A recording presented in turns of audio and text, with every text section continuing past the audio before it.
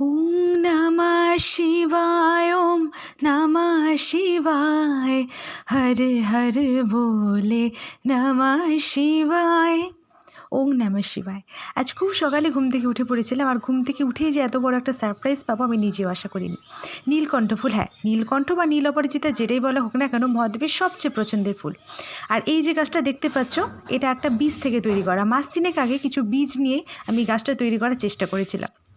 তবে বীজ থেকে তৈরি করা গাছে শুনেছিলাম অনেক দেরিতে ফুল আসে, তাই আশাও করিনি। গাছটা খুব পছন্দ করে লাগিয়েছি। বাড়িতে আরও কতগুলো নীলকণ্ঠের গাছ আছে, তবে সেগুলো চারা কিনে এনেই করা। আর এই প্রথম আমি বীজ থেকে এই গাছটা তৈরি করতে পেরেছি।